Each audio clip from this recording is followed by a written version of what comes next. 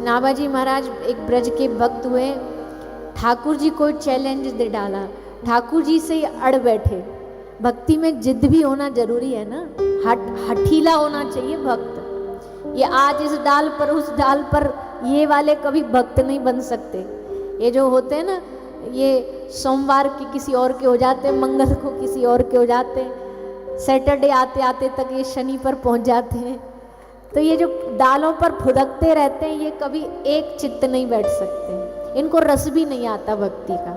एवं मांगने जांचने वाले हैं, थोड़ा ये भी पूरा कर दे, थोड़ा शंकर जी सुन ले, थोड़ी हनुमान जी सुन ले, थोड़ी देवी दुर्गा सुन ले, थोड़े गणपति जी सुन ले।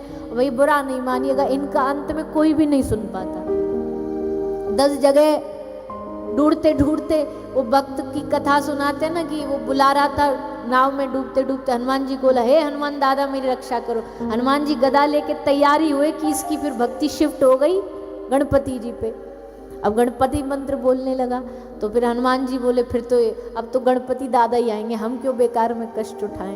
गणपति जी जब तक रेडी हो तब तक ये चौथे के पास पहुंचे। ऐसे करते करते नैया डूब ही जाती है भैया। एक आराध्य जब हृदय में बस जाते हैं, एक जब युगल बस जाते हैं, उसका आनंद अलग। तो जिद होना चाहिए। अब उसमें कोई घबरा जाए, आधे रास्ते जाके लौट आए, बोले नहीं नहीं हमने तो खूब भजन कर लिया, कुछ हो नहीं रहा, ऐसा भी नहीं चलेगा, हठीला होना चाहिए।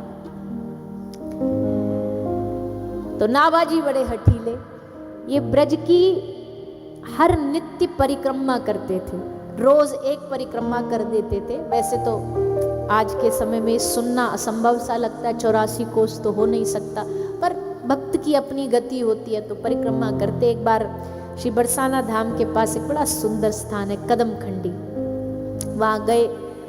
चलते चलते नाभाजी का कभी आप चित्र भी देखना, उनकी बड़ी लंबी जटाएं थी। सो महाराज जटाएं जाकर के उन लंबी लंबी झाड़ियों में उलझ गई। अब झाड़ियों में जटा उलझी, गांव वालों ने सुन लिया, बोले बाबा उलझ गए हो, बाबा की जटा उलझ गई। अब गांव ब्रज के गांव वाले तो ऐसे ही होते हैं, एकदम धुआंधार, बाबा उनको भी तू तड़ाक बोलते हैं, एकदम फर्राटेदार। ब्रज में कोई संत भी आ जाए ना तो बोलेंगे ए बाबा काले को बता। वहां कोई जी और महाराज नहीं चलता, वहां सीधा एकदम धुआंधार, तू बाबा कहाँ ते आयो है। कई मैया तो ऐसा बोलती है ना महाराज जी को कि बस पूछो नहीं, बाबा तू बाबा जी कैसे बनो यूं बता, तेरे घर में कोई कमी का, तो अपनी मैया बाबा की याद ना आवेगा।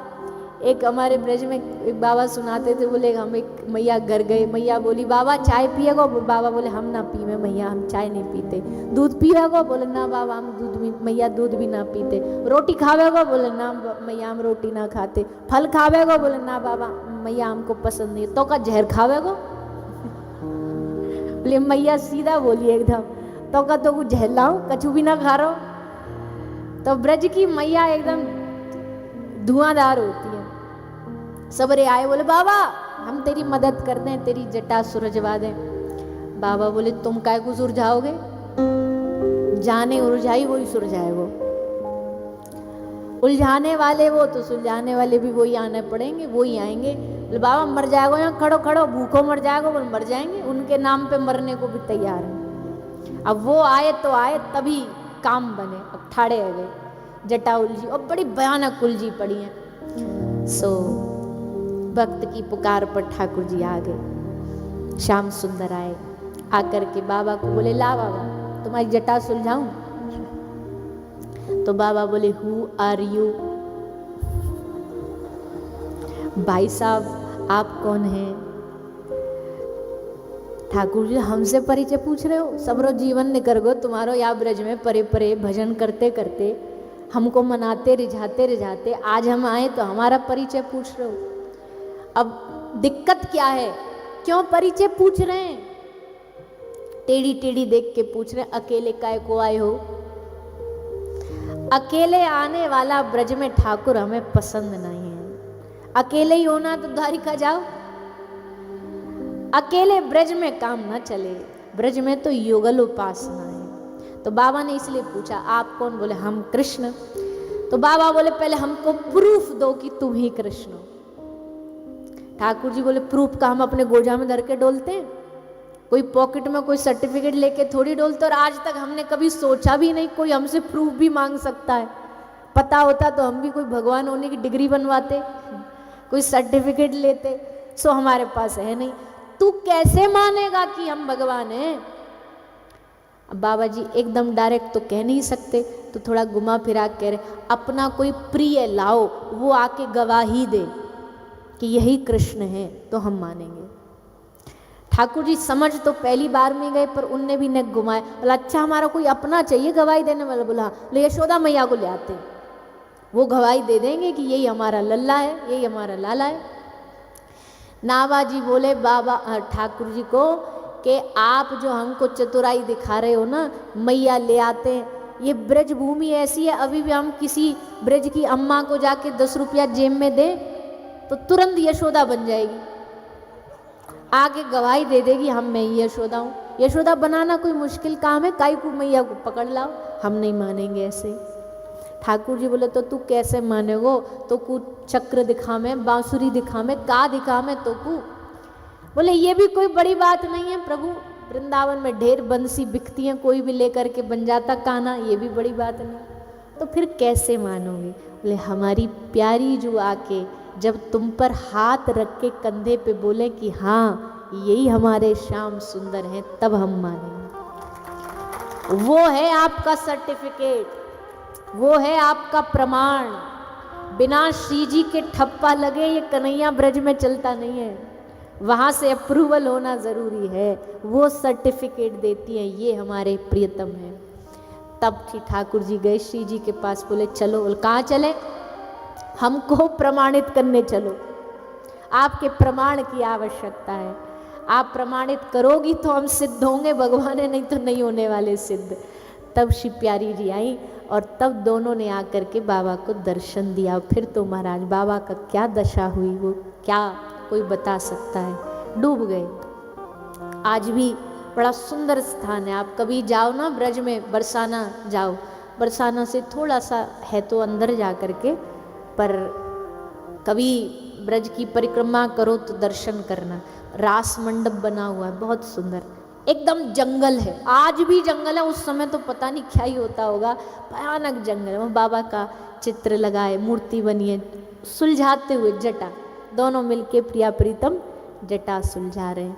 तो भैया किशोरी जी ही ठाकुर जी को प्रमाणित करती हैं, ये ब्रज उपासना में ही हो सकता है। पर ये कथा हम आपको इसलिए सुना रहे हैं क्योंकि हमें लगा गुरु कृपा से आप सबके जीवन में भी रहते भले आप गांधीनगर में हो, पर आपके हृदय में भी वृंदावन का प्रेम बसा हुआ है।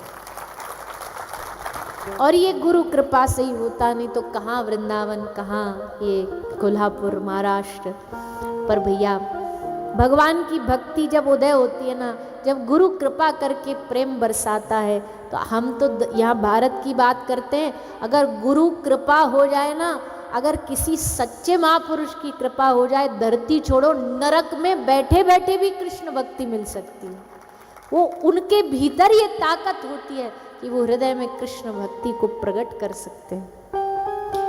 तो इसलिए हमने ये भाव सुनाने का सामर्थ्य किया कि आप सब उस भाव को समझेंगे। इसी भाव को जानना ही इस कथा का उद्देश्य है, इसलिए हमने पहले ही आपको 3 ऑप्शन दे दिए हैं। हाँ, इसके अलावा हम तो खुले मन से हर कथा में बोलते हैं, इसके अलावा हमको कुछ आता भी नहीं है। अगर कोई हमसे इसके अलावा कहे भी कि भाई आप कोई और वेद की पुराण, हम कई लोग हमसे पूछते हैं, ले देवी पुराण कर दोगे? जब नवरात्रि आती है तो खूब फोन आते हैं, पूछिए देवी पुराण की कथा। कब भैया हमारे बस की बात है नहीं, कुछ अपराध भी हो जाएंगे, कोशिश भी करें धक्का लगा के तो अपराध भी हो जाएंगे। और शिव पुराण महापुराण कर देते हैं, क्योंकि होता है सबके भाव है, सब हैं ऐसे कई जो समय समय पर उत्सव के अनुसार प्रसंग बोल देते हैं। पर हमारा तो हर प्रसंग में एक ही प्रसंग है, कृष्ण और श्री राधा रानी। अब चाहे कोई भी उत्सव हो, आएंगे बीच में यही दोनों, और यही हमारी वाणी पर भगवत कृपा से विराजमान है। और हमें जानना भी नहीं है कुछ और। हमारे गुरुदेव कहते थे कृष्ण जाना जगत जाना, कृष्ण नहीं जाना तो कुछ नहीं